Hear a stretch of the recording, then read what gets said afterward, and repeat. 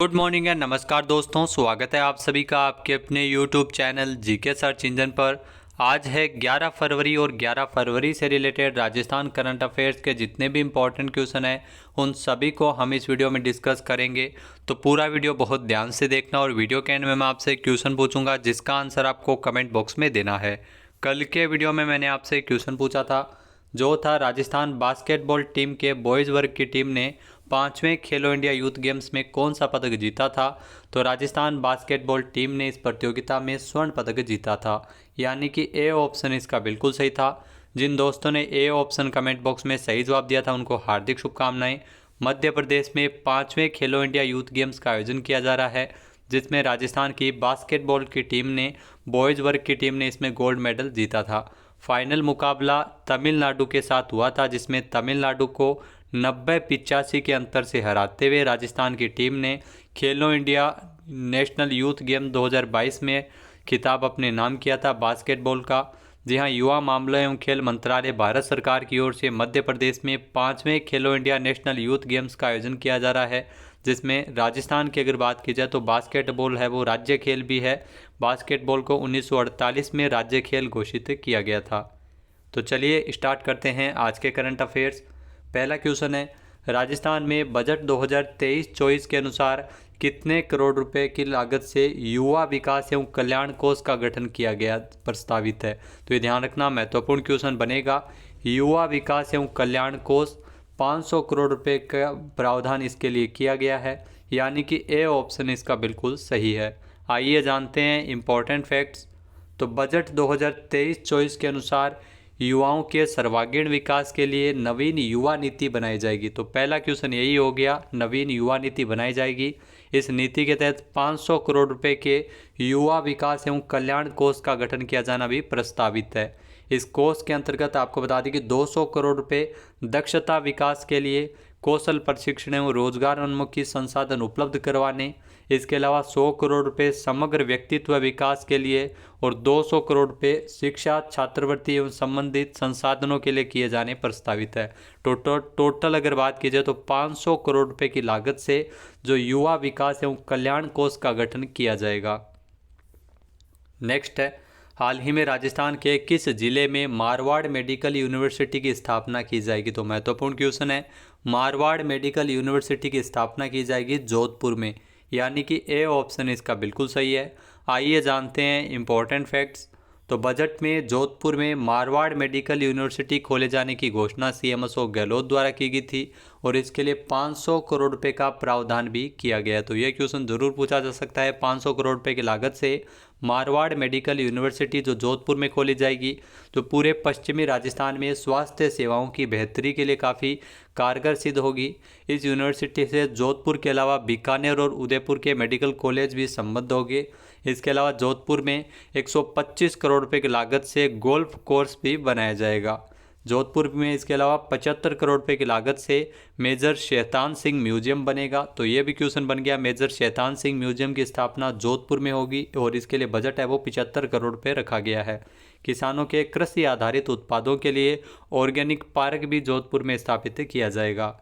इसके अलावा जोधपुर में जो दिव्यांगों के उच्च शिक्षा अध्ययन को बेहतर बनाने के लिए जोधपुर में महात्मा गांधी दिव्यांग विश्वविद्यालय भी खोला जाएगा।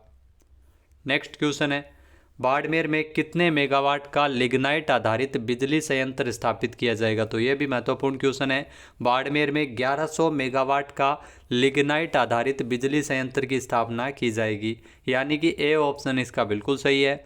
आइए जानते हैं इम्पोर्टेंट फैक्ट्स। तो ध्यान रखना, बाड़मेर में 1100 मेगावाट का लिग्नाइट आधारित बिजली संयंत्र लगाने की घोषणा मुख्यमंत्री अशोक गहलोत ने बजट 2023-24 के दौरान की थी। बाड़मेर में 1000 करोड़ रुपए की लागत से ये पावर प्लांट स्थापित किया जाएगा लिग्नाइट आधारित। इसके अलावा जो राजस्थान का पहला लिग्नाइट पर आधारित बिजली घर कहाँ पर है, आप सभी को पता है, गिरल बाड़मेर में स्थित है। नेक्स्ट है, राजस्थान में आर्थिक समीक्षा 2023-24 के अनुसार प्रचलित कीमतों पर सकल राज्य घरेलू उत्पाद में साल 2022-23 में कितनी वृद्धि है। तो ये ध्यान रखना, वृद्धि दर कितनी है इसमें, 16.04%। सकल राज्य घरेलू उत्पाद, जिसमें प्रचलित कीमतों पर अगर वृद्धि दर पूछ ली जाए 2022-23 में आर्थिक समीक्षा के अनुसार तो 16.04% है, यानी कि ए ऑप्शन इसका बिल्कुल सही है। आइए जानते हैं इम्पोर्टेंट फैक्ट्स। तो आपको बता दें कि प्रचलित कीमतों पर सकल राज्य घरेलू उत्पाद 2022-23 में 14.14 लाख करोड़ रुपए संभावित है, जो कि वर्ष 2021-22 में ये 12.18 लाख करोड़ रुपए था। यानी 2021-22 में इसमें 19.50% की वृद्धि हुई थी, लेकिन पिछले साल की तुलना में 2022-23 की अगर बात की जाए तो 2022-23 में 16.04% वृद्धि को दर्शाता है सकल राज्य घरेलू उत्पाद, जो प्रचलित कीमतों पर है। अगला क्वेश्चन है, राजस्थान के किस जिले में बनने वाले नागरिक प्रशिक्षण संस्थान जो सिविल डिफेंस इंस्टीट्यूट के प्रथम चरण के निर्माण के लिए 1 करोड़ रुपए की वित्तीय स्वीकृति जारी की है? तो ध्यान रखना, जयपुर में आप सभी को पता है नागरिक प्रशिक्षण संस्थान की स्थापना की जाएगी, यानी कि सी ऑप्शन इसका बिल्कुल सही है। इसके लिए 1 करोड़ रुपए की वित्तीय स्वीकृति हाल ही में जारी हुई थी। आइए जानते हैं इंपॉर्टेंट फैक्ट्स। तो मुख्यमंत्री अशोक गहलोत द्वारा जयपुर के दौलतपुरा में खुलने वाले नागरिक प्रशिक्षण संस्थान यानी सिविल डिफेंस इंस्टीट्यूट के प्रथम चरण के निर्माण के लिए 1 करोड़ रुपए के वित्तीय प्रावधान को स्वीकृति प्रदान की थी। तो आपको बता दें कि ये पिछले एग्जाम में पूछा भी गया था। नागरिक प्रशिक्षण संस्थान की स्थापना की जाएगी तो जयपुर के दौलतपुरा में इसकी स्थापना होगी। इस संस्थान में आपदा की स्थिति में आम लोगों की मदद करने के लिए युवाओं को इसमें प्रशिक्षण दिया जाएगा।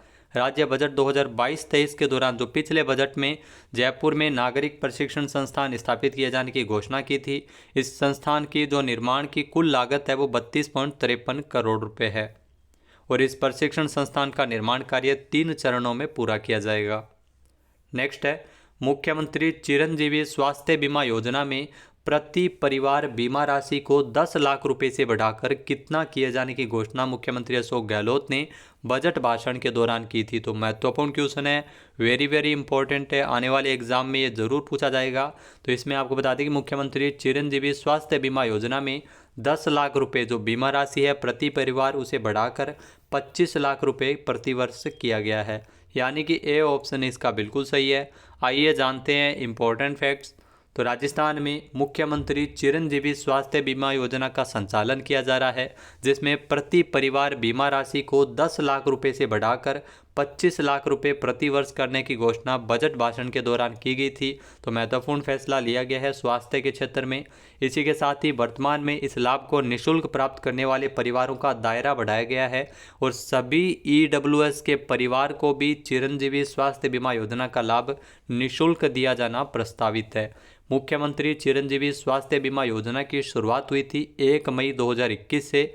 इस योजना के तहत जो सभी सरकारी और सूची में दिए गए प्राइवेट अस्पताल में जो शुरुआत में 5 लाख रुपए तक का निःशुल्क इलाज अब वो दिया जाता था, उसे बढ़ाते बढ़ाते 10 लाख रुपए किया गया था। फिर बाद में 25 लाख रुपए इस बजट में घोषणा की गई है। तो शुरुआत में अगर आपसे पूछ लिया जाए कितना मिलता था, तो शुरुआत में बीमा राशि है वो इसमें 5 लाख रुपए तक का बीमा कवर दिया जाता था, लेकिन वर्तमान में इसे बढ़ाकर 25 लाख रुपए किया गया है। इसके अलावा मुख्यमंत्री चिरंजीवी दुर्घटना बीमा योजना की भी अगर बात की जाए तो बजट में इस योजना के तहत जो 5 लाख रुपए का बीमा कवर है उसे बढ़ाकर 10 लाख रुपए इस योजना के तहत किया गया है।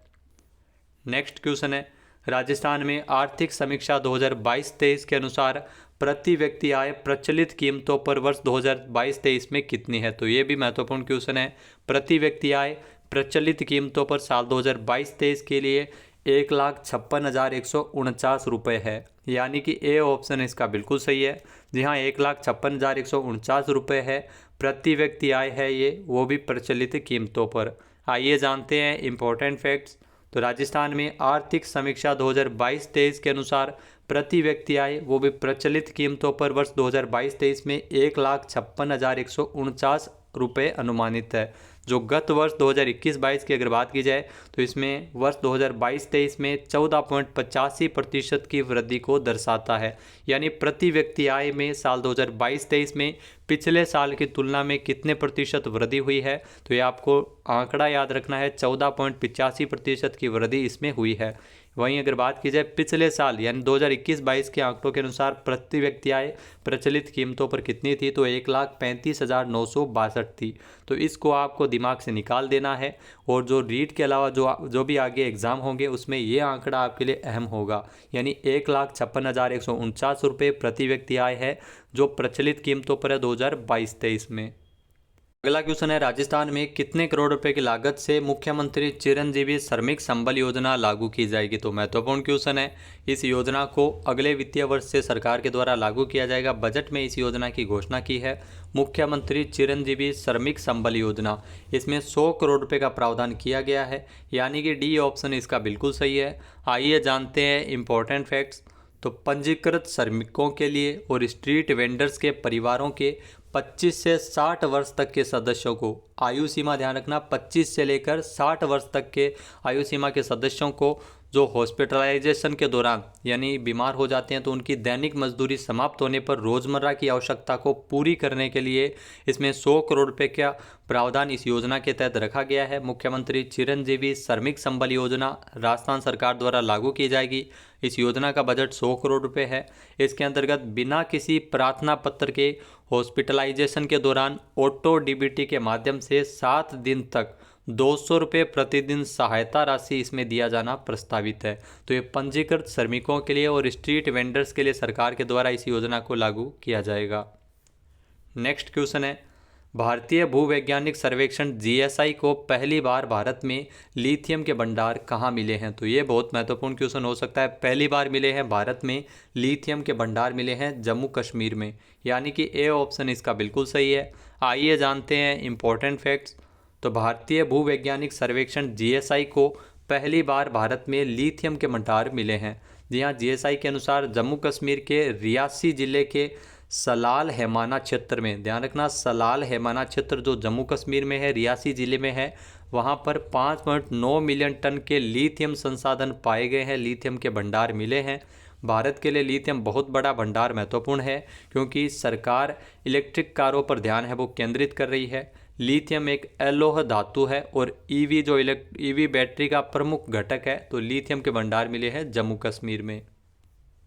नेक्स्ट है, हाल ही में किसे पत्रकारिता में उत्कृष्टता के लिए प्रतिष्ठित राजा राम मोहन राय राष्ट्रीय पुरस्कार के लिए चुना गया है। तो ध्यान रखना राजा राम मोहन राय राष्ट्रीय पुरस्कार के लिए डॉक्टर ABK प्रसाद को चुना गया है, जो आपको तस्वीर में दिखाई दे रहे हैं, यानी कि ए ऑप्शन इसका बिल्कुल सही है। आइए जानते हैं इंपॉर्टेंट फैक्ट्स।